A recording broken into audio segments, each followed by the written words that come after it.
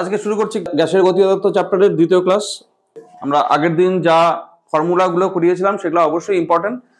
প্রথম ফর্মুলা ছিল P = 1/3 m/v CRMS square. তারপরে হচ্ছে এটার থেকে আমরা আরো বেশ কিছু ফর্মুলা বার করলাম, যেমন গ্যাসের n মোল গ্যাসের গতিশক্তি কত, 1 মোল গ্যাসের গতিশক্তি কত, একটি গ্যাস অণুর গতিশক্তি কত, এগুলো আমাদের হয়ে গেছিল এবং সবগুলি ইম্পর্টেন্ট। আচ্ছা, আজকে প্রথমে আমরা শুরু করব এই গতীয় তত্ত্ব থেকে গ্যাস সূত্রগুলি প্রতিষ্ঠা করা যায় সেগুলো আমরা প্রথম করব। গ্যাসের গতীয় তত্ত্ব থেকে গ্যাস সূত্রগুলির প্রতিষ্ঠা। গ্যাস সূত্র মানে হচ্ছে বয়লের সূত্র, চার্লসের সূত্র, তারপরে আদর্শ গ্যাস সমীকরণ, ডাল্টনের আংশিক চাপ সূত্র, গ্রাহামের ব্যাপন সূত্র, তারপরে অ্যাভোগাড্রো সূত্র, এগুলো আমরা আজকে প্রতিষ্ঠা করব গ্যাসের গতীয় তত্ত্ব থেকে। তো শুরু করছি আমরা ফার্স্ট গ্যাসের গতীয় তত্ত্ব থেকে। এটা স্কুলের পরীক্ষার জন্যই ইম্পর্টেন্ট, এছাড়া এর সেরকম কিছু গুরুত্ব কম্পিটিটিভ এক্সামের ক্ষেত্রে নেই। মানে গ্যাসের গতীয় তত্ত্ব থেকে এই সূত্রগুলি প্রতিষ্ঠা করা যায়, এটা আমরা দেখাচ্ছি। দেখো, গ্যাসের গতীয় তত্ত্ব থেকে আদর্শ গ্যাস সূত্রগুলি প্রতিষ্ঠা। প্রথমে আদর্শ গ্যাস সমীকরণ করব। আদর্শ গ্যাস সমীকরণ করার পরে বয়লের সূত্র, চার্লসের সূত্র, গেলুসাকের সূত্র, আমরা এটা আগে করে নিচ্ছি। এটা আগে করলে আমাদের সুবিধা হবে, এগুলো করতে সুবিধা হবে। দেখো, আদর্শ গ্যাস সমীকরণ আমরা গ্যাসের গতীয় তত্ত্ব অনুযায়ী জানি P = 1/3 m/v × CRMS স্কোয়ার। এখান থেকে আমরা সবার প্রথমে অর দিয়ে PV = লিখে নিচ্ছি 1/3 m CRMS স্কোয়ার। তোমরা জানো গ্যাসের গতিশক্তি 1/2 m CRMS = গ্যাসের গতিশক্তি, যেটাকে আমরা E বলি। তাহলে দেখো m CRMS স্কোয়ার আমি তো লিখতেই পারি 2E। সুতরাং PV = আসছে 1/3 m CRMS স্কোয়ার, মানে হচ্ছে 2E। আমরা আবার জানি E =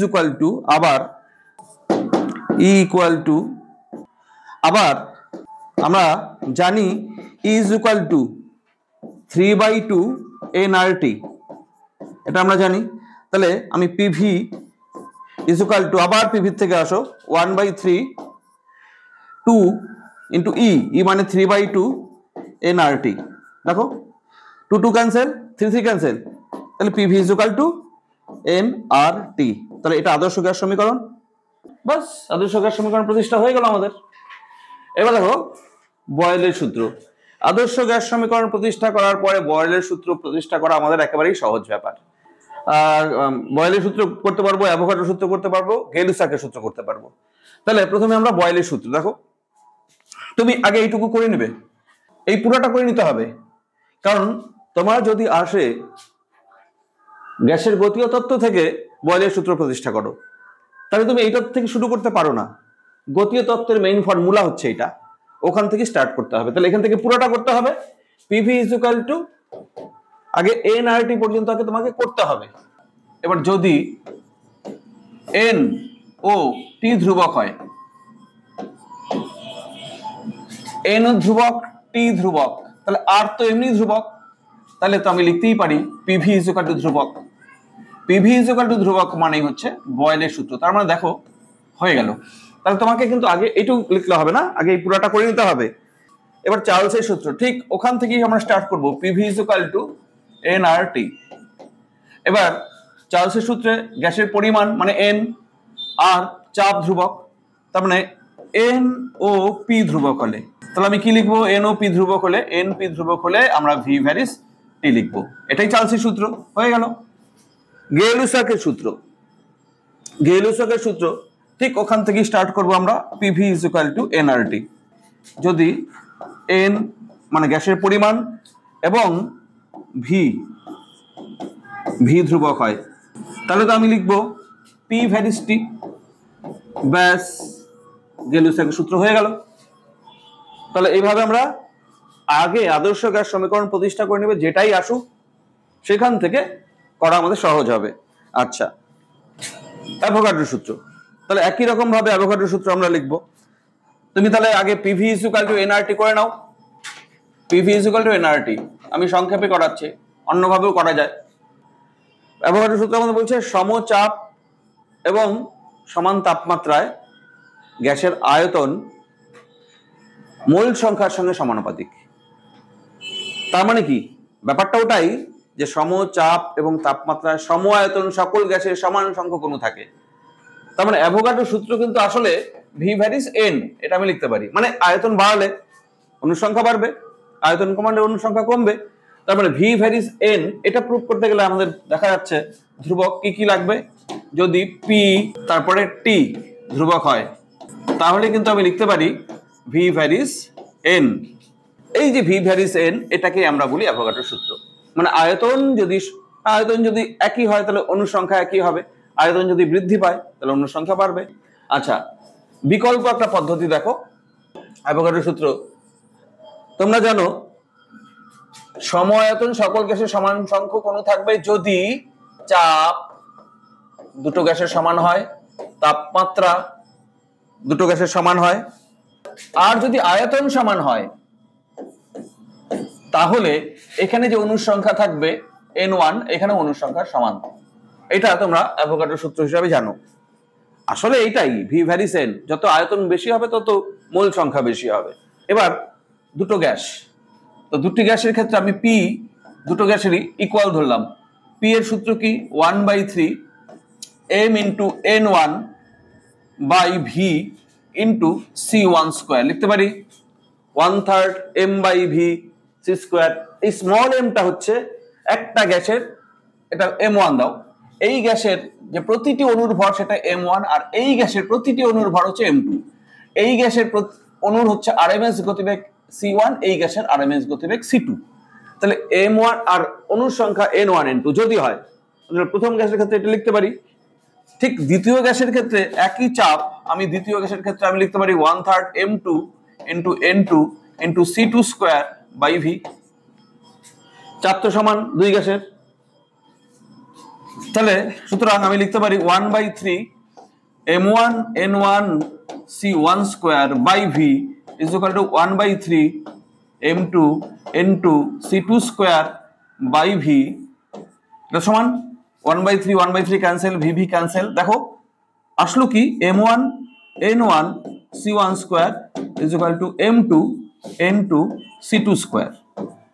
আচ্ছা, এখন দেখো আমি N1 কে রেখে M1 C1 স্কোয়ার আমি আলাদা করে লিখলাম, M1 C1 স্কোয়ার। আর এখানেও তাই N2 কে রেখে N2 কে রাখলাম আর M2 C2 স্কোয়ার আলাদা করে লিখলাম। আর সঙ্গে আমি হাফ দিয়ে দুই পাশে গুণ করে দিলাম। করতেই পারি, অসুবিধা নাই, করতে পারি না? আচ্ছা, তার মানে গ্যাসের গতিশক্তি টি ধ্রুবক হলে তাহলে আমি তো লিখতেই পারি হাফ, মানে গতিশক্তি half M1 C1 square is equal to half M2, প্রতি অণুর গতিশক্তি সমান M2 C2 স্কোয়ার। এটা হয়। তাহলে দেখো এই দুটো কাটা যাবে, কেটে গিয়ে N1 is equal two N2 আসবে। তাহলে সমচাপ এবং সম আয়তন, দেখো চাপ সমান ধরা আছে, আয়তন সমান ধরা আছে কারণ ভিভি কেটে গেল। তারপরে তাপমাত্রা সমান হলে দুই গ্যাসের মধ্যে অণুর সংখ্যা সমান থাকবে, এটাই অ্যাভোগাড্রো সূত্র। তাহলে এইভাবেও করতে পারো, এভাবেও করতে পারো। এইটা করলে তোমার আগের ওটা পুরোটা করতে হবে কিন্তু, তারপরে এটা করবে, নাহলে এটা ঝট করে লেখা যাবে না। আর না হয় এইভাবে করতে পারো। আচ্ছা, নেক্সট আমরা যাচ্ছি ডাল্টনের সূত্র, আংশিক চাপ সূত্র। ডাল্টনের আংশিক চাপ সূত্র তোমরা জানো, একটা পাত্রে যদি গ্যাস নেওয়া হয়, বিভিন্ন গ্যাস, তারা যে চাপ প্রয়োগ করে, এক একটা চাপ, ধরো একটা গ্যাস P1 করলো, আরেকটা গ্যাস P2 চাপ প্রয়োগ করলো, আরেকটা P3 চাপ প্রয়োগ করলো। এবার সবগুলো যদি আমি মিশিয়ে দিই তাহলে যে চাপটা হবে মিশ্রিত গ্যাসের চাপ, মানে পি মিক্সচার, এর হবে প্রতিটি গ্যাসের চাপের যোগফলের সমান। মানে ইন্ডিভিজুয়ালি থাকলে যে চাপটা হতো একটা পাত্রের মধ্যে, তার মানে কি ভি কনস্ট্যান্ট। মনে করো একটা পাত্রের মধ্যে প্রথমে হাইড্রোজেন গ্যাস ঢোকালাম, ওটা চাপ কত দিচ্ছে, মনে করো P1। এবার মনে করো অক্সিজেন গ্যাস ঢোকালাম, সেটা মনে করো চাপ দিচ্ছে P2। এবার মনে করো নাইট্রোজেন গ্যাস ঢোকালাম, সেটা চাপ দিচ্ছে দেখলাম P3।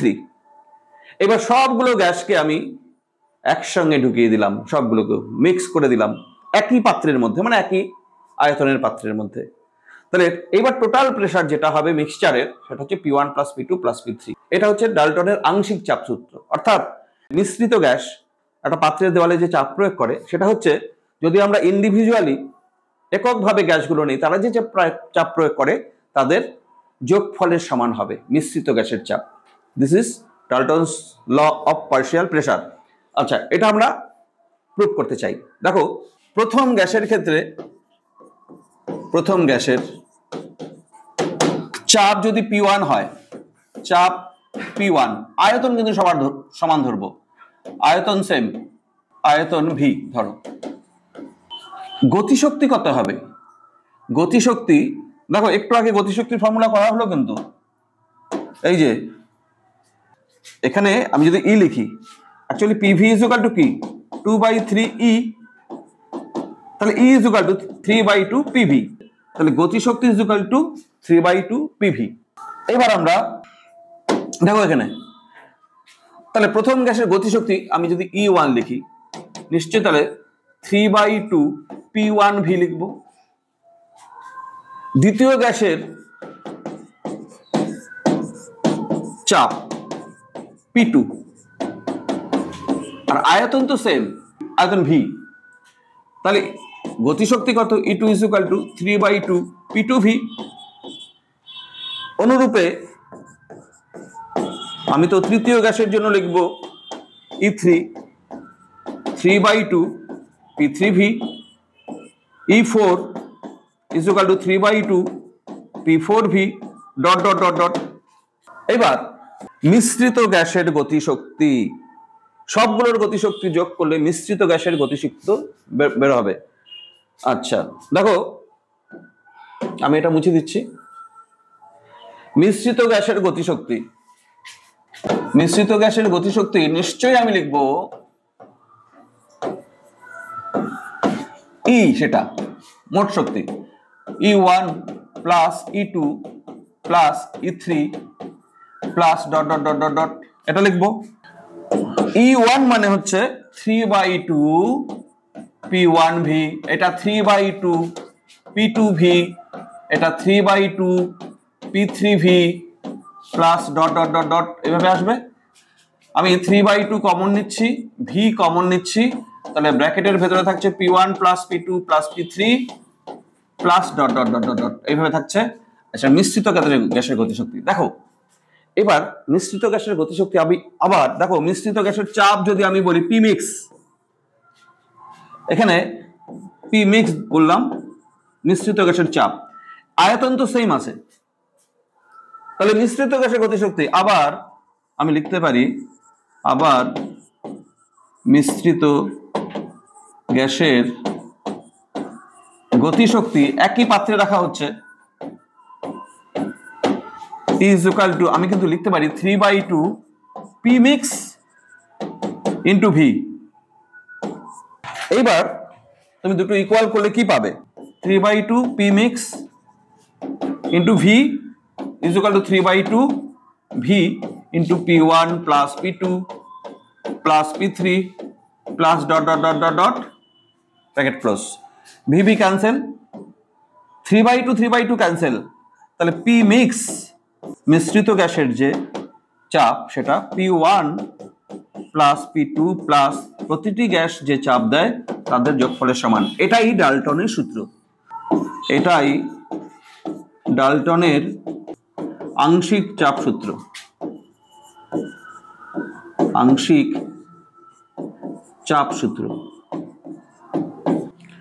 নেক্সট হচ্ছে গ্রাহামের ব্যাপন সূত্র প্রতিষ্ঠা করব।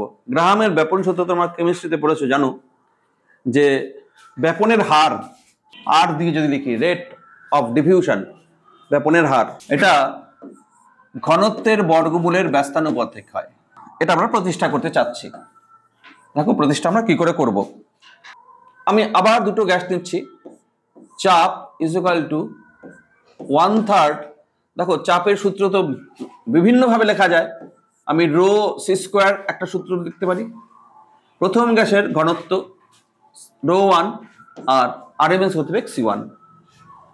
আরেকটা গ্যাস একই চাপে আছে, রো 2 এবং C2, তার square C1 square by C2 square is equal to rho 2 by rho 1, তাহলে C1 বাই C2 আমরা পাচ্ছি √/, ρ2/ρ1।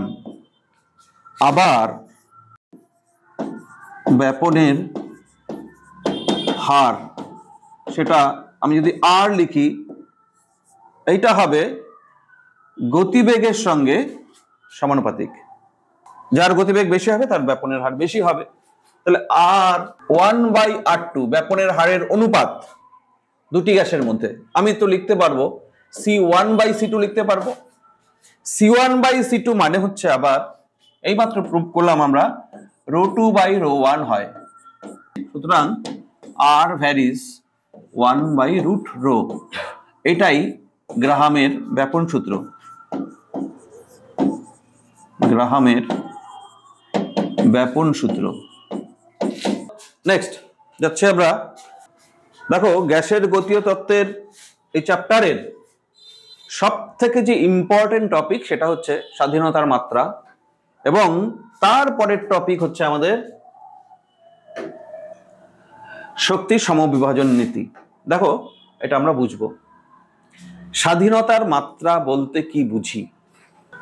একটা গ্যাস অণুর স্বাধীনভাবে চলতে পারে, মুভ করতে পারে কত ডিরেকশনে, কতভাবে স্বাধীনভাবে চলতে পারে, সেটা হচ্ছে গ্যাস অণুর স্বাধীনতার মাত্রা।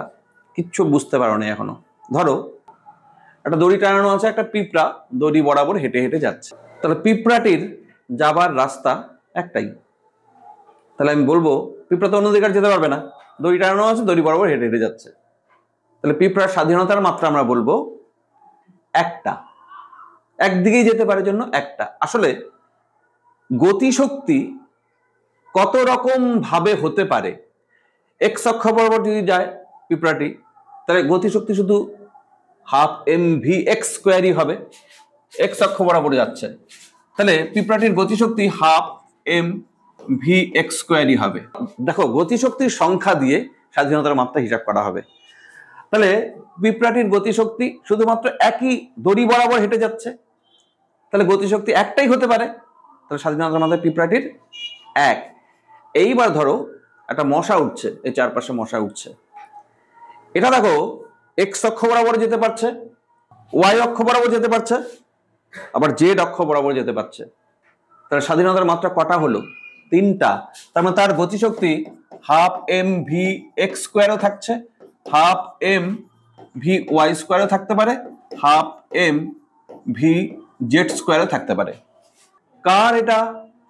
যেটা নাকি উঠছে, মশা। গ্যাস অণু তো মশার মতোই ওড়ে। যদি এক পরমাণু যুক্ত গ্যাস হয় তার স্বাধীনতার মাত্রা বলবো তাহলে 3। তোমরা এই যে মশাটির স্বাধীনতার মাত্রা তাহলে 3 বলছো, আমি বললাম 3, এই জন্য তোমরা 3 বলছো। এইবার অনেকের ধারণা হতে পারে মশা কি শুধু এক্স অক্ষ বরাবরই যাবে, আর ওয়াই অক্ষ বরাবরই যাবে, আর জেড অক্ষ বরাবরই যাবে, এই তিনটাই যাবে? যদি তেরা ভাবে যায়, যেতেই পারে, এইভাবে উঠছে মশা। তো সেই ক্ষেত্রে এইখানেও এক্স অক্ষ আর ওয়াই অক্ষের মধ্যেই তো রইলো, এক্স আর ওয়াই তলের মধ্যেই তো হলো। তার মানে কি এক্স অক্ষ, ওয়াই অক্ষ, জেড অক্ষ নিলে যে কোনো দিকেই ব্যাখ্যা করতে পারবে তুমি। এইভাবে যাচ্ছে মানে কি তার অবস্থান তুমি ব্যাখ্যা করতে পারছো এক্স স্থানাঙ্ক আর ওয়াই স্থানাঙ্ক দিয়ে। বুঝতে পারছো? তির্যক ভাবেও যদি যায়, টেরা ভাবেও যদি মশা যায়, তার অবস্থান আমরা এক্স অক্ষ আর ওয়াই অক্ষ দিয়ে আমরা বলতে পারবো, বা যে তার অবস্থান আমরা ওয়াই এক্স অক্ষ, ওয়াই অক্ষ, জেড অক্ষ দিয়েও বলতে পারবো। যেই দিকেই যাক, শুধুমাত্র 3টা অক্ষ হলেই আমাদের হয়ে যায়। চারপাশে যে কোনো দিকে উড়ুক না কেন স্বাধীনতার মাত্রা 3টাই হবে, কারণ এক্স অক্ষ আর ওয়াই অক্ষ, জেড অক্ষ দিয়ে যে কোনো দিকই রিপ্রেজেন্ট করা যাবে। বুঝতে পারছো? আচ্ছা, এবার মশা ছেড়ে দাও। আমি এরকম দুইটা ডাম্বেল যুক্ত একটা রড নিলাম, তার মানে এটাও একটা অণু। মশাটাও একটা অণু ছিল, মশাটাও ধরো না একটা গ্যাস অণু, এবং এই গ্যাস অণুটা হচ্ছে এক পরমাণু যুক্ত গ্যাস অণু। এক পরমাণু যুক্ত গ্যাস অণু মানে হচ্ছে হিলিয়াম, নিয়ন, তারপরে যে কোনো আদর্শ গ্যাস, এগুলো আমরা এক পরমাণু যুক্ত ধরি। তাহলে এক পরমাণু যুক্ত গ্যাস, এক পরমাণু গ্যাস, হিলিয়াম, নিয়ন, ক্রিপ্টন, জেরন, এগুলো তো আছেই। এছাড়া আদর্শ গ্যাস বলতে এক পরমাণু। আমাকে যদি হাইড্রোজেন গ্যাস বলে তাহলে কিন্তু দ্বিপরমাণুক হয়ে গেল, অক্সিজেন গ্যাস বললে পারমাণবিক গ্যাস হলো। এই দ্বিপারমাণবিক গ্যাসের ক্ষেত্রে সেই জন্য আমি কল্পনা করতে বললাম একটা রডের দুই প্রান্তে দুইটা ডাম্বেল। আসলে এটা দ্বিপারমাণবিক একটা গ্যাস অণু, এটা একটা গ্যাসের অণু, ঠিক আছে। আমি বোঝার সুবিধার জন্য আমি পেনটাকেই ধরে নিচ্ছি দ্বিপারমাণবিক অণু। এইখানে একটা পরমাণু আছে, এখানে একটা পরমাণু আছে। এইবার আমি এই দ্বিপারমাণবিক অণু বা এই পেনটার মোশন সম্বন্ধে বুঝবো। শোনো, গতিশক্তি তো রৈখিক গতিশক্তিও হয়, আবার যদি ঘোরে তাহলে ঘূর্ণন গতিশক্তিও হবে। এক পরমাণু গ্যাস, এর কোনো ঘূর্ণন গতিশক্তি নেই, কারণ এর তো আকারই শূন্য, তার ব্যাসার্ধই নাই। তাহলে ঘূর্ণন গতিশক্তির জন্য তোমার দরকার হচ্ছে হাফ আই ওমেগা স্কোয়ার, এটা দরকার। এক পরমাণু গ্যাসের ব্যাসার্ধ, তার আকার নাই, আই কার উপর নির্ভর করে? ঘূর্ণন ব্যাসার্ধের উপর নির্ভর করে, আই এম আর স্কোয়ার। আরই যার নাই তার গতিশক্তি থাকবে না। মানে কোন গতিশক্তি থাকবে না? ঘূর্ণন গতিশক্তি থাকবে না। তাহলে এক পরমাণু গ্যাসের ক্ষেত্রে ঘূর্ণন গতিশক্তি থাকবে না, তাহলে তিনটা শুধু রৈখিক গতিশক্তি থাকবে, তিন ডিরেকশনে। সেই জন্য এক পরমাণু গ্যাসের স্বাধীনতার মাত্রা সব মিলিয়ে তিনই আমরা বলবো। এবার দ্বিপারমাণবিক ক্ষেত্রে যেটা আমি বলছিলাম, এবার দেখো দ্বিপারমাণবিক গ্যাসের ক্ষেত্রে এবার কিন্তু তার রৈখিক গতিশক্তিও থাকবে, ঘূর্ণন গতীয় শক্তি থাকবে। দেখো কিভাবে, ধরো রৈখিক গতিশক্তি আমরা আগে ব্যাখ্যা করি, এটা এইভাবে যাচ্ছে এক্স অক্ষের দিকে, তাহলে half M V X square হয়ে গেল রৈখিক গতিশক্তি একটা। ওয়াই অক্ষের দিকে যাচ্ছে, এটাও হয়ে গেল। জেড অক্ষের দিকে যাচ্ছে, এটাও হয়ে গেল। তার মানে তিনটা রৈখিক গতিশক্তি তার থাকছে। এবার ঘূর্ণনের ক্ষেত্রে আসবো। ঘূর্ণন যদি এক্স অক্ষের চারপাশে ঘোরে তাহলে তার ঘূর্ণন গতিশক্তি এক্স অক্ষের সাপেক্ষে থাকবে। ওয়াই অক্ষের চারপাশে ঘুরলে তাহলে ওয়াই অক্ষের সাপেক্ষে ঘূর্ণন গতিশক্তি থাকবে। দেখো যদি অণুটা এইভাবে থাকে, ওয়াই অক্ষ উপর দিক, তাহলে অণুটা ঘুরতে হবে এইভাবে, বুঝতে পারছো? তাহলে এইভাবে ঘুরলে ঘূর্ণন গতিশক্তি হাফ আই ওমেগা স্কোয়ার এবং থাকবে। আই আছে, এইবার দুই পাশে দুইটা ডাম্বেল ভর আছে, দূরত্ব আছে ঘূর্ণন অক্ষ থেকে, ঘূর্ণন অক্ষ থেকে ডাম্বেল দুটো বা পরমাণু দুটোর দূরত্ব আছে, তার মানে আই আছে এখন, তার মানে ঘূর্ণন গতিশক্তি থাকবে, ঠিক আছে। তাহলে ঘূর্ণন গতিশক্তি একটা হলো। জেড অক্ষের চারপাশেও ঘুরতে পারে, এইভাবে ঘুরতে পারে না, এইভাবে ঘুরছে, তার মানে কি এটা অক্ষ জেড অক্ষের সাপেক্ষে ঘুরছে, তাহলে জেড অক্ষ বরাবর জেড অক্ষের সাপেক্ষেও ঘূর্ণন গতিশক্তি থাকবে।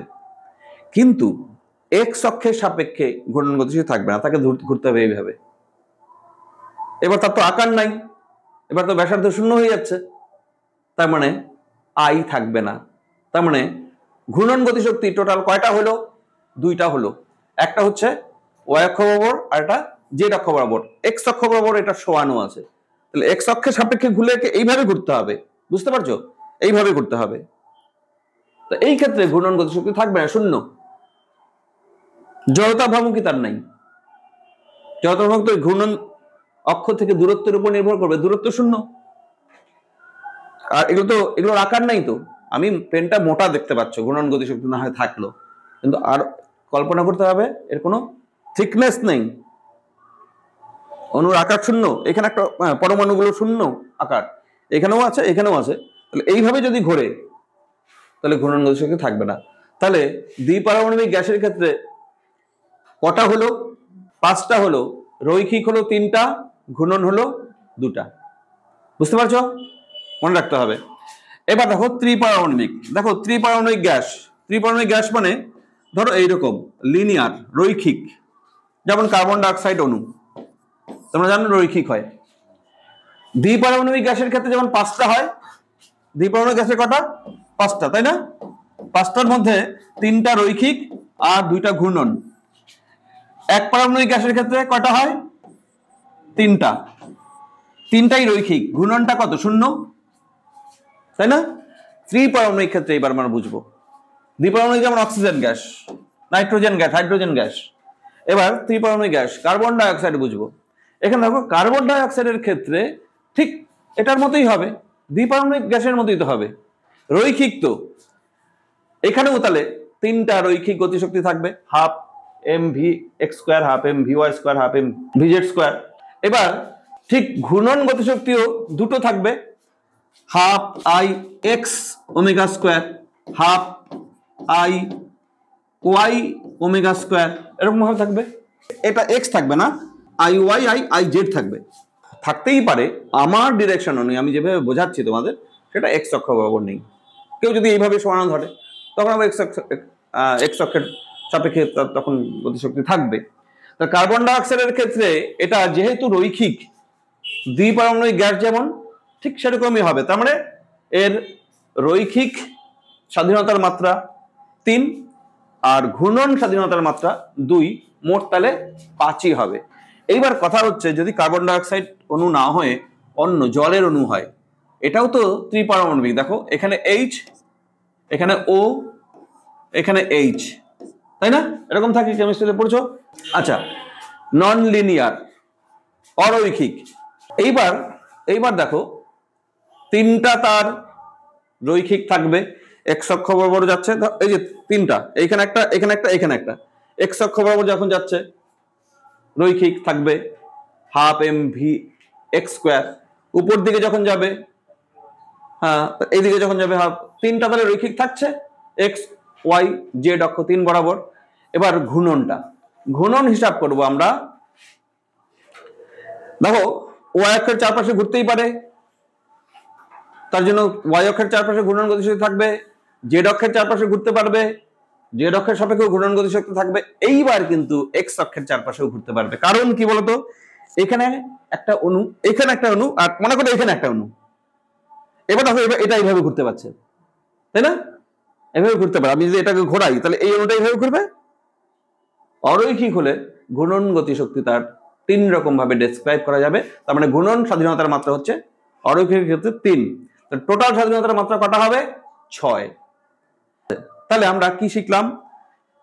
এক পারমাণবিক গ্যাস যেগুলো আছে সেই গ্যাসের অণুগুলির স্বাধীনতার মাত্রা শুধুমাত্র রৈখিক স্বাধীনতার মাত্রা 3টা, ঘূর্ণনটা 0। দ্বিপারমাণবিক গ্যাস তার ক্ষেত্রে রৈখিক 3টা থাকবে আর ঘূর্ণন 2টো থাকবে, টোটাল 5টা। ত্রিপারমাণবিক যদি হয়, যদি কন্ডিশন আছে, যদি রৈখিক হয় তাহলে 5টা টোটাল, 3 যোগ 2। আবার যদি অরৈখিক হয় তখন 6টা থাকবে। যেমন জলের অণু 6টা হবে স্বাধীনতার মাত্রা, কার্বন ডাইঅক্সাইড অণু আবার 5টা হবে। বোঝা গেল স্বাধীনতার মাত্রা? কম্পনজনিত স্বাধীনতার মাত্রাও থাকে, উচ্চ তাপমাত্রার ক্ষেত্রে সেটা নেওয়া হয়, কিন্তু আমাদের সিলেবাসের বাইরে কম্পনজনিত স্বাধীনতার মাত্রা আমাদের দরকার নেই। আমরা তাহলে যেটুকু পড়লাম সেটুকুই আমরা মনে রাখবো, এবং স্বাধীনতার মাত্রাকে আমরা এফ দিয়ে লিখবো, স্মল এফ। আচ্ছা, তাহলে আমি যদি বলি স্মল এফ এর মান যদি এক পারমাণবিক গ্যাস হয় তাহলে 3 যোগ 2 0 3। এক পারমাণবিক গ্যাস, এক পরমাণুক লিখতে পারো বা পারমাণবিক লিখতে পারো। আর দ্বিপারমাণবিক গ্যাসের ক্ষেত্রে 3 যোগ 2 5। ত্রিপরমাণবিকের ক্ষেত্রে ত্রিপরমাণুক যদি রৈখিক হয় তাহলে এফ 3 যোগ 2 হবে 5। এটা রৈখিক স্বাধীনতার মাত্রা, এটা ঘূর্ণন স্বাধীনতার মাত্রা। মানে গতিশক্তি 3 রকম ভাবে থাকতে পারছে, এখানে 5 রকম ভাবে গতিশক্তি থাকতে পারছে, এখানে 5 রকম ভাবে থাকতে পারছে। আর ত্রিপরমাণুক যদি অরৈখিক হয় সেই ক্ষেত্রে স্বাধীনতার মাত্রা 3 যোগ 3, তার মানে 6। এবার স্বাধীনতার মাত্রার ডেফিনেশনটা দেখো। কোনো বস্তু বা তন্ত্রের গতির অবস্থা সম্পূর্ণরূপে প্রকাশ করার জন্য যে কয়টি নিরপেক্ষ স্থানাঙ্কের প্রয়োজন তাকে স্বাধীনতার মাত্রা বলে। বা অন্যভাবে লেখা যায়, গতিশক্তি যত রকম উপায়ে প্রকাশ করা যেতে পারে তাকে বলা হবে স্বাধীনতার মাত্রা। যত রকম উপায়ে গতিশক্তি প্রকাশ করা যেতে পারে, এভাবে লেখা যায়। এবার দেখো, তাহলে এফ এর মান মনে রাখতে হবে। নেক্সট আমরা যাচ্ছি, এখানে আমি তোমাদের এই চার্টটা করে দিলাম, চার্টটা করে নিতে পারো। পারমাণবিকতা, এক পরমাণু, দ্বিপারমাণবিক, ত্রিপরমাণু, একমাত্রিক মানে রৈখিক যেটা বলছি, ত্রিপারমাণবিক, দ্বিমাত্রিক বা ত্রিমাত্রিক, তার মানে অরৈখিক। এক পারমাণবিকের ক্ষেত্রে 3 0 3, দ্বিপারমাণবিক 3 2 5, ত্রিপারমাণবিক 3 2 5 যদি রৈখিক হয় যেমন কার্বন ডাই অক্সাইড, অ্যাসিটিলিন, আর ত্রিপারমাণবিক যদি অরৈখিক হয় তাহলে জলের অণু, অ্যামোনিয়া, তারপরে মিথেন, এদের জন্য 3 যোগ 3 6। তাহলে আমরা এফ এর মান বুঝলাম। ভীষণ ইম্পর্টেন্ট একটা টপিক, শক্তির সমবিভাজন নীতি, Maxwell's law of equipartition of energy. দেখো, স্বাধীনতার মাত্রা আমরা বুঝলাম, তারপরে আমাদের এই টার্মটা পড়তে হচ্ছে সমবিভাজন নীতি। শক্তির সমবিভাজন নীতিতে আমাদের বললো একটা গ্যাস অণুর মোট শক্তিকে আমরা অভ্যন্তরীণ শক্তিও বলি, গতি শক্তিও বলি, কারণ স্থিতিশক্তি থাকে না। একটা গ্যাস অণুর মোট শক্তি তার প্রতি স্বাধীনতা মাত্রায় সমভাবে বণ্টিত হয়। কোনো গ্যাস অণুর মোট শক্তি প্রতি স্বাধীনতা মাত্রায় সমভাবে বণ্টিত হয় এবং প্রতি স্বাধীনতা মাত্রায় কত শক্তি হবে সেটাও বলে দিল আমাদের। প্রতি স্বাধীনতা মাত্রায় শক্তির পরিমাণ is equal to half kT। এখানে k মানে কিন্তু বোল্টজম্যান ধ্রুবক, k is equal to Boltzmann ধ্রুবক। তাহলে প্রতি স্বাধীনতা মাত্রায় সমভাবে বণ্টিত হয় এবং প্রতি স্বাধীনতার মাত্রায় শক্তির পরিমাণ হবে হাফ কেটি। ধরো আমি যে বললাম একটা আদর্শ গ্যাসের স্বাধীনতা মাত্রা কয়টা? আদর্শ গ্যাস মানেই এক পারমাণবিক গ্যাস। স্বাধীনতার মাত্রা আদর্শ গ্যাস হতে পারে হিলিয়াম, হতে পারে নিয়ন, হতে পারে ইত্যাদি, নিয়ন হতে পারে। স্বাধীনতার মাত্রা 3, এফ এর ভ্যালু 3। প্রতি স্বাধীনতা মাত্রায় শক্তি থাকবে হাফ কেটি। এক একটা স্বাধীনতা মাত্রা হাফ কেটি, 3টা স্বাধীনতা মাত্রা আছে, তাহলে গ্যাস অণুটার মোট শক্তি কত হলো? 3 × হাফ কেটি। আচ্ছা, যদি দ্বিপারমাণবিক গ্যাস বলা হয়, অক্সিজেন, হাইড্রোজেন ইত্যাদি, এগুলোর ক্ষেত্রে স্বাধীনতার মাত্রা কত? 5 না? তাহলে 5 × হাফ কেটি, এটা হচ্ছে 3 × হাফ কেটি। ত্রিপারমাণবিক যদি রৈখিক হয় সেটাও তাহলে 5 × হাফ কেটি। ত্রিপারমাণবিক যদি অরৈখিক হয় 6 × হাফ কেটি। এখানে লিখবো গ্যাসের মোট অভ্যন্তরীণ শক্তি। অভ্যন্তরীণ শক্তি বলতে একটি গ্যাস অণুর মোট শক্তি যদি বলা হয় তাহলে নিশ্চয়ই আমি লিখব স্বাধীনতার মাত্রা এফ ধরলে এফ × হাফ কেটি, তার মানে হাফ এফ কেটি। এটা হচ্ছে একটি গ্যাস অণুর মোট শক্তি, মানে F/2 কেটি। আচ্ছা, যদি বলা হয় 1 মোল গ্যাসের মোট শক্তি, তাহলে কত হবে? এটা একটা অণুর 1 মোল গ্যাসে অ্যাভোগাড্রো সংখ্যক অণু থাকে, তাহলে অ্যাভোগাড্রো সংখ্যা দিয়ে গুণ হবে হাফ এফ Na × কেটি। এটা হলো 1 মোল গ্যাসের মোট শক্তি। তোমাদের মনে পড়ে নিশ্চয়ই হাফ এফ, এই যে বোল্টজম্যান ধ্রুবক, এই যে এখানে বোল্টজম্যান ধ্রুবক k = R/Na অ্যাভোগাড্রো সংখ্যা হয়, তাহলে k × Na হচ্ছে R, এটা হচ্ছে R।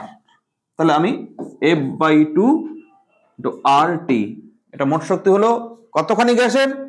1 মোল গ্যাসের। এবার যদি বলা হয় n মোল গ্যাসের মোট শক্তি, সুতরাং n মোল গ্যাসের মোট, তুমি অভ্যন্তরীণ শক্তিও লিখতে পারো, ইন্টারনাল এনার্জি, অভ্যন্তরীণ শক্তি ই দিয়ে লিখতে পারো, ইউ দিয়ে লিখতে পারো। ইউ ইজ ইকুয়াল টু, এটা 1 মোলের জন্য এটা, তাহলে n মোলের জন্য এটাকেই n দিয়ে গুণ, তার মানে হাফ এফ এন আর টি। এইটা হচ্ছে n মোল গ্যাসের মোট অভ্যন্তরীণ শক্তি। ভীষণ ইম্পর্টেন্ট ফর্মুলা। দেখো, মোট অভ্যন্তরীণ শক্তি শুধুমাত্র তাপমাত্রার উপর নির্ভর করছে, বাকিগুলো কনস্ট্যান্ট কোনো গ্যাসের। একটা নির্দিষ্ট গ্যাস নিলে তার এফ স্বাধীনতার মাত্রা ফিক্সড, এন নির্দিষ্ট পরিমাণ গ্যাস না হলো আর তো মোলার গ্যাস ধ্রুবক। তাহলে গ্যাসের মোট অভ্যন্তরীণ শক্তি শুধুমাত্র তাপমাত্রার উপর নির্ভরশীল। আচ্ছা, যদি তাপমাত্রা বৃদ্ধি করা যায় তাহলে মোট অভ্যন্তরীণ শক্তিও বৃদ্ধি পাবে। তাহলে অভ্যন্তরীণ শক্তির বৃদ্ধি বা হ্রাস যদি আমাকে বলে, অভ্যন্তরীণ শক্তির পরিবর্তন আমি যদি লিখি ডেল্টা ইউ, সেটা হবে হাফ এফ এন আর ডেল্টা টি।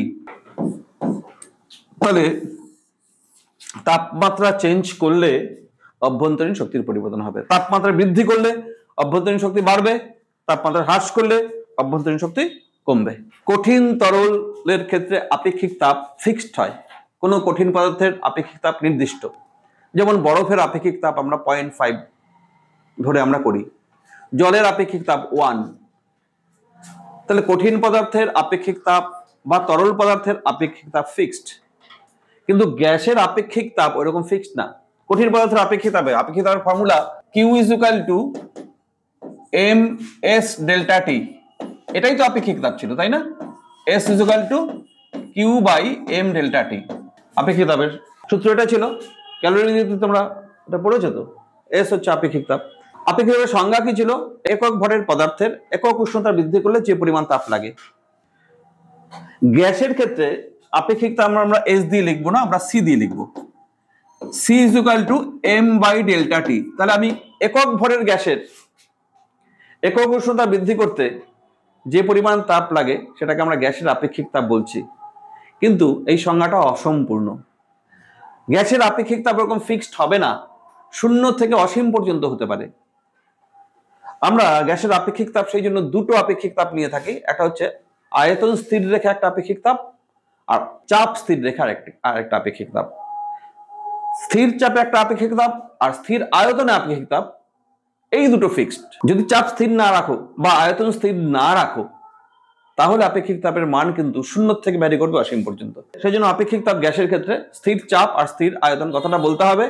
আচ্ছা, একক ভরের ক্ষেত্রে স্থির চাপে একক উষ্ণতা বৃদ্ধি করলে যত তাপ সরবরাহ করতে হবে তাকে বলা হবে স্থির চাপে আপেক্ষিক তাপ।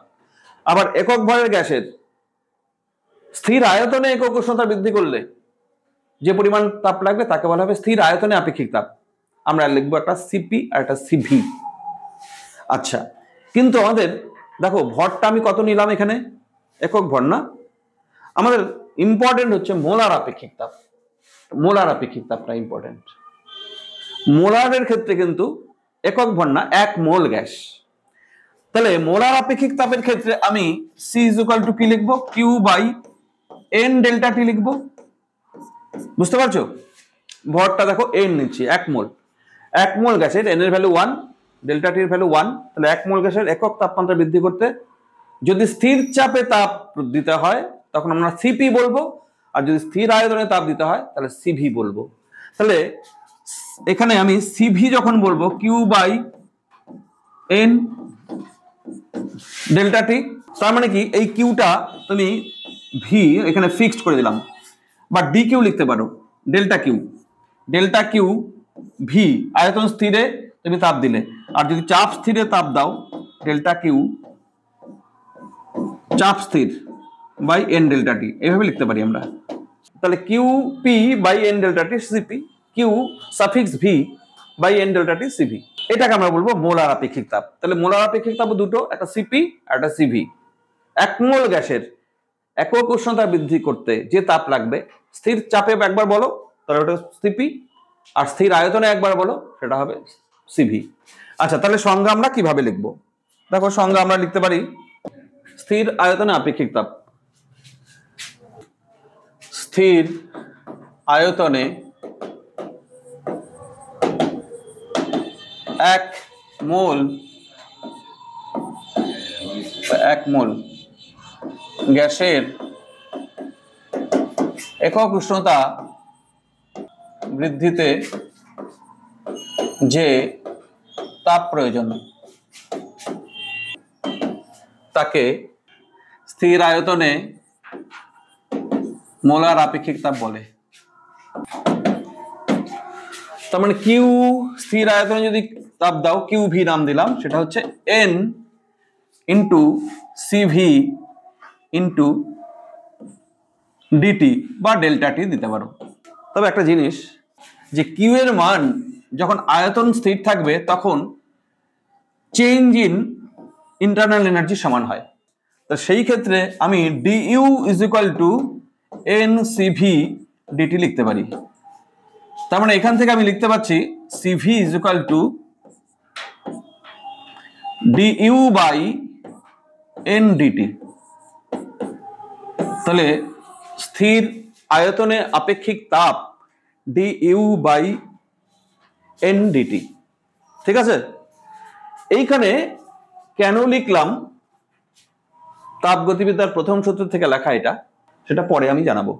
আসলে তাপগতিবিদ্যার প্রথম সূত্র হচ্ছে কিউ ইজ ইকুয়াল টু, যে তাপটা দেবে তুমি ডেল্টা কিউ লিখতে পারো, delta U plus delta W. আয়তন যখন স্থির থাকবে তখন এই কার্যটা শূন্য হয়। তো তখন দেখো আয়তন স্থির হলে কার্য শূন্য, সেই জন্য কিউ আর ইউ ডেল্টা ইউ সমান, সেই জন্য আমি Q is equal to D U লিখলাম তাপগতিবিদ্যার প্রথম সূত্র থেকে। এটা তুমি সাইডে লিখেও দিতে পারো তাপগতিবিদ্যার প্রথম সূত্র থেকে। এবার স্থির চাপে আপেক্ষিক তাপ, ঠিক একই রকম ভাবে স্থির চাপে 1 মোল গ্যাসের একক উষ্ণতা বৃদ্ধিতে যে তাপ প্রয়োজন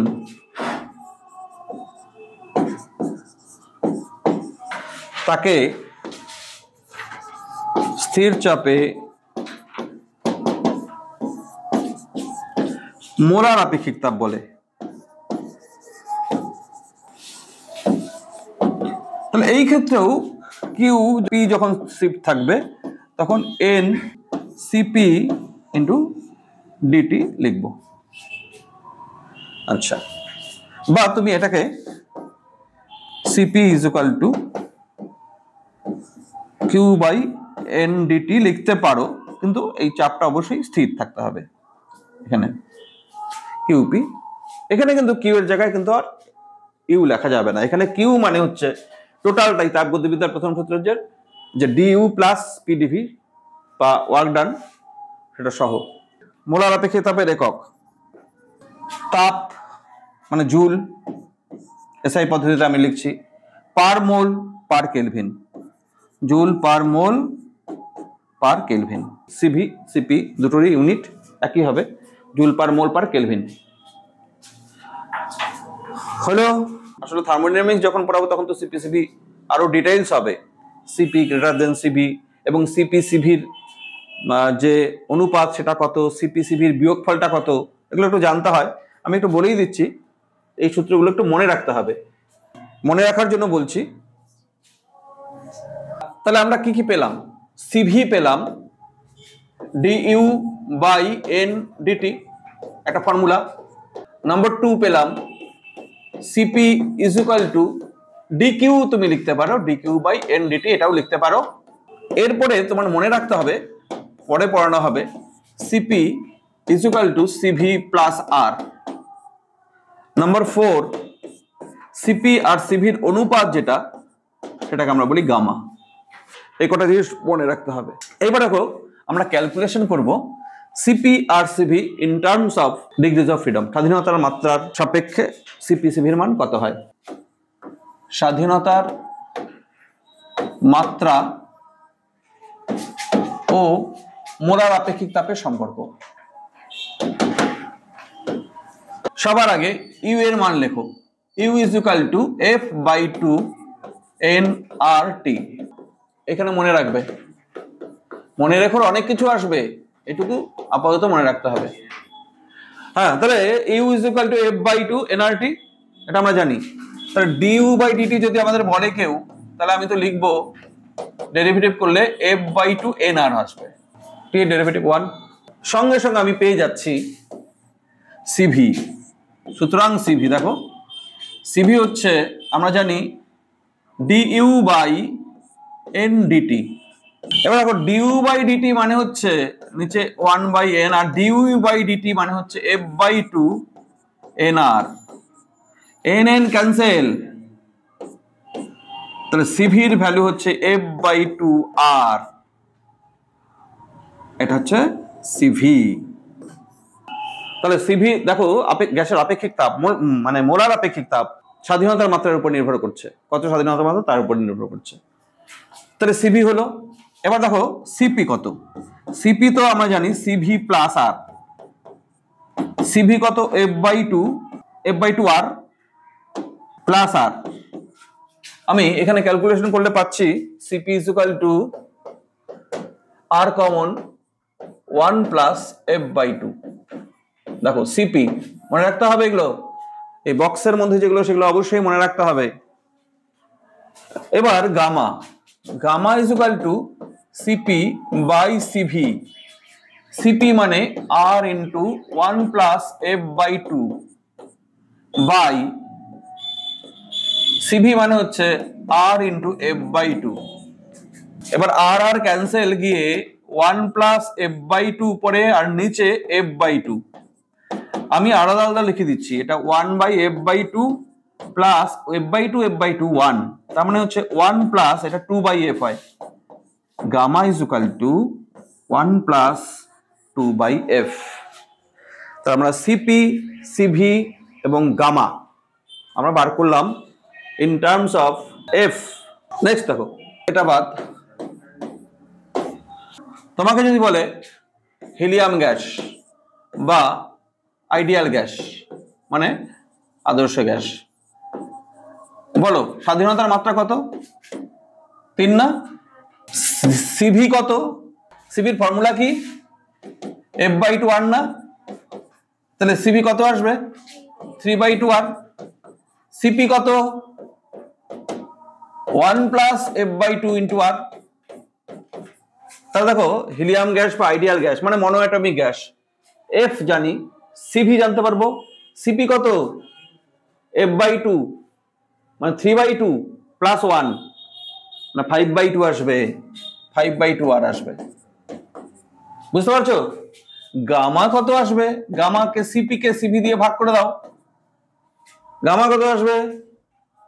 এই যে সিপি বাই সিভি 5/3।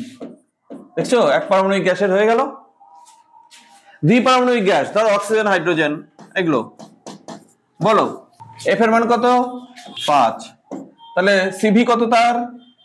5/2R। তার সিপি কত হিসাব করে দেখো, প্লাস 1 করলে 7/2R হবে। আর গামার মান কত?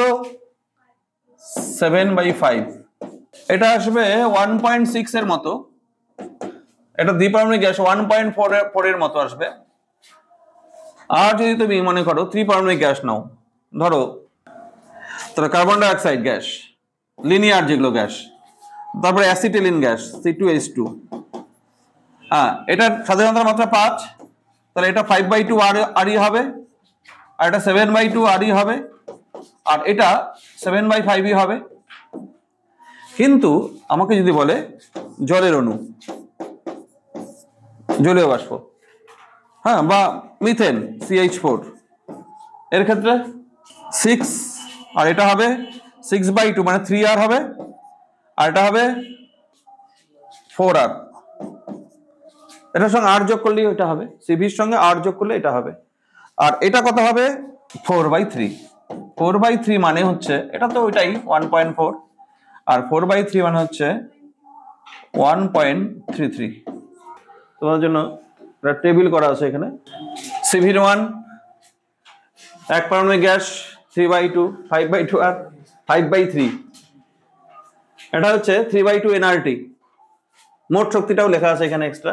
দ্বিপারমাণবিক 5/2R, 7/2R, এটা 1.41, আর এটা 5/2 nRT। ত্রিপারমাণবিক ক্ষেত্রে একই জিনিস আসবে। ত্রিপারমাণবিক অরৈখিক যদি হয় সেই ক্ষেত্রে 6, 3R, 4R, 4/3 মানে।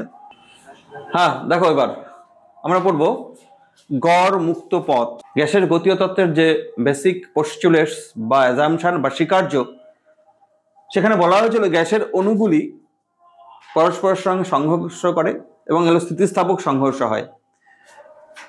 দেখো ধরো এখান থেকে একটা অণু এখানে গিয়ে এই অণুকে ধাক্কা দিল, ধাক্কা খেয়ে সেই অণুটা আবার এখানে আসলো, সেখানে থেকে আবার ধাক্কা খেয়ে এখানে আসলো, আবার এখানে আসলো, আবার এখানে আসলো। দুটি ধাক্কার মাঝে যে পথটা সেটাকে বলা হয় মুক্ত পথ, ল্যামডা দিয়ে লিখলাম, এটা ল্যামডা 1। পরের পথটা হচ্ছে ল্যামডা 2। এই পথটা সরলরৈখিক হয়, দুটি ধাক্কার মাঝখানে যে পথ সেটা সরলরৈখিক, যে পথটা যায় সেটাকে বলা হয় মুক্ত পথ। তো দুটি ধাক্কার মাঝামাঝি দুটি সংঘর্ষের মধ্যে যে রৈখিক দূরত্ব অতিক্রম করে সেটাকে বলা হয় মুক্ত পথ। তাহলে এটা একটা মুক্ত পথ, ল্যামডা 2 আরেকটা মুক্ত পথ, ল্যামডা 3 আরেকটা মুক্ত পথ, ল্যামডা 4 আরেকটা মুক্ত পথ, ল্যামডা 5 আরেকটা মুক্ত পথ। দেখো 5টা সংঘর্ষের জন্য 5টা মুক্ত পথ এখানে গেল। এবার যদি বলা হয় গড় মুক্ত পথ, গড় হচ্ছে সবগুলি মুক্ত পথকে যোগ করে দিয়ে lambda 1 plus lambda 2 plus lambda 3 plus lambda 4 plus lambda 5 লিখে আমরা 5 দিয়ে ডিভাইড করলে পাওয়া যাবে, এটাকে বলা হবে গড় মুক্ত পথ, ল্যামডা m লিখলাম। তাহলে গড় মুক্ত পথ কাকে বলে? দুটি সংঘর্ষের মাঝামাঝি একটি গ্যাস অণু যে গড় দূরত্ব অতিক্রম করে তাকে বলা হবে গড় মুক্ত পথ। আমি মুক্ত পথের সংজ্ঞা দিলাম না। মুক্ত পথ কাকে বলে? দুটি সংঘর্ষের মাঝে যে পথ যায় সেটাই হচ্ছে মুক্ত পথ। আর এখানে গড় কথাটা দিলে তাহলে গড় মুক্ত পথ হয়ে যাবে। তাহলে গড় মুক্ত পথ হচ্ছে দুটি পরপর সংঘর্ষের মধ্যে গ্যাস অণু যে গড় দূরত্ব অতিক্রম করে তাকে গড় মুক্ত পথ বলে।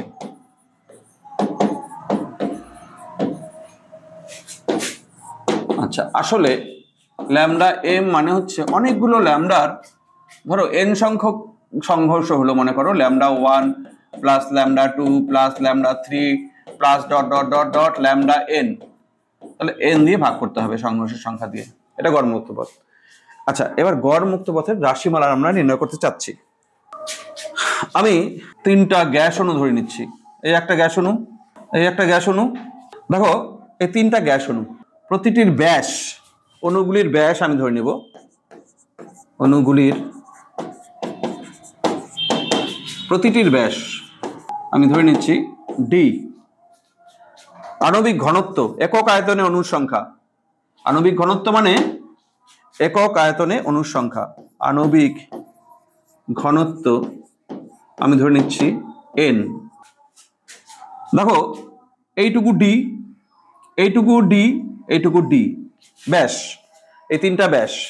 মাঝখানের অণুটাকে তুমি ফোকাস করো, এই অণুটা, এই অণুটা সামনের দিকে চলছে। এবার এই অণুর পথে যে অণুগুলো পড়বে তার সঙ্গে সংঘর্ষ করবে, এই অণুর সঙ্গে সংঘর্ষ হবে, এই অণুর সঙ্গে সংঘর্ষ হবে, এই অণুটার সঙ্গে সংঘর্ষ হবে না, তাই না? এটা তো সোজা যাচ্ছে, মনে করো এটা সোজা গেলে এটার সঙ্গে সংঘর্ষ হবে? হবে না। কিন্তু এটার সঙ্গে টাচ হবে, এটার সঙ্গে টাচ হবে, এটার সঙ্গে হবে না। দেখো কার সঙ্গে টাচ হবে, কার সঙ্গে টাচ হবে না, এইটা আগে বুঝতে হবে। আমি এখানে একটা চোঙ কল্পনা করলাম। এই চোঙটির মধ্যে যদি কোনো অণুর সেন্টার, কেন্দ্র এসে পড়ে তাহলে তার সঙ্গে সংঘর্ষ হবে, আর যদি সেন্টারটা এই চোঙের বাইরে থাকে তাহলে সংঘর্ষ হবে না। এইটার মানে বোঝো, এই অণুটা, মাঝখানের অণুটা এইভাবে যাচ্ছে, কিভাবে যাচ্ছে? এই যে এই পথ দিয়ে যাচ্ছে। দেখো সামনে যে এই অণুটা পড়লো, এই অণুটার কেন্দ্র কোথায় আছে? এই যে চোঙটা আমি ড্র করলাম তার ভেতরে আছে, তাই না? এটার কেন্দ্র কোথায়? এইখানে। আচ্ছা বলো তো, এই অণুটার সঙ্গে সংঘর্ষ হবে কি? এই অণুটার সঙ্গে সংঘর্ষ হবে না। যখন, আচ্ছা এই অণুটার সঙ্গে সংঘর্ষ হবে কি? এটা হবে, কারণ কেন্দ্র চোঙের ভেতরে পড়লো। কেন্দ্র যখন চোঙের বাইরে থাকবে, হিসাব করে দেখো, কেন্দ্র যদি এই চোঙের মধ্যে অবস্থান করে অন্য অন্য অণুগুলি, তা তাদের সঙ্গে সংঘর্ষ ঘটাবে। এটা হচ্ছে আসল কথা। তাহলে এখানে এবার চোঙের ব্যাসার্ধটা কত? চোঙের ব্যাসার্ধ দেখো, এখান থেকে এইটুকু চোঙের ব্যাসার্ধ, এটা কিন্তু d। তাহলে চোঙের আয়তন কত? পাই d স্কোয়ার। আমি ধরে নিচ্ছি এই মাঝখানের যে অণুটা সেটা এল দূরত্ব অতিক্রম করে, তাহলে চোঙটির আয়তন কত হলো? এল দূরত্ব অতিক্রম করতে গিয়ে পাই ডি স্কোয়ার এল। এই আয়তনের মধ্যে যতগুলো অণুর কেন্দ্র পড়বে তাদের সঙ্গে সংঘর্ষ ঘটাবে, মানে যতগুলো অণু থাকবে এই আয়তনের মধ্যে। এই আয়তনের মধ্যে কয়টা অণু আছে দেখো, আয়তন আগে, তাহলে এল দৈর্ঘ্য এবং ডি ব্যাসার্ধ বিশিষ্ট চোঙের আয়তন is equal to pi D square into L. সুতরাং এই আয়তনে অণুর সংখ্যা, এই আয়তনের অণুর সংখ্যা হচ্ছে একক আয়তনের সংখ্যা n, তাহলে এই আয়তনের সংখ্যা হচ্ছে pi D square L into n। এতগুলো অণু আছে, তাহলে এতগুলো অণুর সঙ্গে ওই একটা অণু চলতে গিয়ে সংঘর্ষ ঘটাবে, তাহলে সংঘর্ষের সংখ্যাও এটা। সুতরাং আমি লিখব, সুতরাং সংঘর্ষের সংখ্যা ওটাই পাই D square into L into N. পথ কত যাচ্ছে? টোটাল এল দূরত্ব যাচ্ছে, তাহলে মোট পথকে মোট সংঘর্ষের সংখ্যা দিয়ে ভাগ করলে গড় মুক্ত পথ হয়। তাহলে গড় মুক্ত পথ ইজ ইকুয়াল টু মুক্ত পথ is lambda M is equal to মোট অতিক্রান্ত দূরত্ব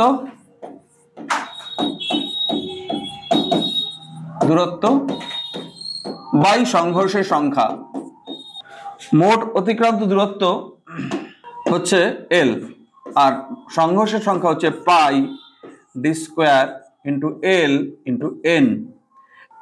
এল এল ক্যান্সেল হচ্ছে, তারপর lambda M is equal to 1/পাই into D square into N. এটা হচ্ছে মুক্ত পথের রাশিমালা। তবে আমাদের এই ক্যালকুলেশন একদম এক্সাক্ট ক্যালকুলেশন না। এক্সাক্ট ক্যালকুলেশন করতে গেলে আমাদের কিন্তু ম্যাক্সওয়েলস ডিস্ট্রিবিউশন ল থেকে ক্যালকুলেশন করতে হয়, সেটা উপরের ক্লাসে, হ্যাঁ এই ক্লাসে তোমরা পড়বে না। তাহলে ম্যাক্সওয়েল দেখান, ম্যাক্সওয়েলের সূত্র থেকে পাওয়া যায় ল্যামডা এম এর মান হচ্ছে 1 একটা √2 নিচে গুণ হবে √2 পাই ডি স্কোয়ার ইন্টু এন। মোট কথা তোমার ইম্পর্টেন্ট এই ফর্মুলাটা না, ল্যামডা এম কার উপর ডিপেন্ড করছে দেখো, এন এর ব্যস্তানুপাতিক, আণবিক ঘনত্বের ব্যস্তানুপাতিক। যত আণবিক ঘনত্ব বেশি হবে মুক্ত পথ কম হবে, অণু যত কাছাকাছি থাকবে কম দূরে গিয়ে সংঘর্ষ হবে, যত ফাঁকা ফাঁকা থাকবে অনেক দূর যেতে পারবে, তাহলে মুক্ত পথ তখন বেশি হবে। এবং ল্যামডা এম 1/ডি অণুর যে ব্যাস তার সঙ্গে ব্যস্তানুপাতিক। অণু যদি সাইজ বড় হয় তাহলে মুক্তপথ কম হবে। তোমাদের তো কুচবিহার রাসমেলা হয়, রাসমেলার মধ্যে তুমি দৌড়াচ্ছ, ভেতরে কতগুলো লোকের সঙ্গে সংঘর্ষ হবে সেটা নির্ভর করবে দুটো জিনিসের উপর। তোমার সাইজের উপর নির্ভর করবে, তুমি কতটা মোটা কতটা সরু। তুমি যদি সরু হও সংঘর্ষের সংখ্যা কম হবে, তাহলে মুক্ত পথ বেশি হবে। আর তুমি যদি মোটা হও সংঘর্ষের সংখ্যা অনেক বেশি হবে, বেশি লোকের সঙ্গে ধাক্কা লাগবে, তখন মুক্ত পথ ছোট হবে। আচ্ছা, এবার লোকের ভিড় যদি বেশি হয় তো সংঘর্ষ বেশি হবে না কম হবে? বেশি হবে, তার মুক্ত পথ কম হবে। এই যে ভিড় বেশি মুক্ত পথ কম, ডি স্কোয়ার হলো। ব্যাস, আমাদের গ্যাসের গতিতত্ত্ব চ্যাপ্টার এখানে শেষ।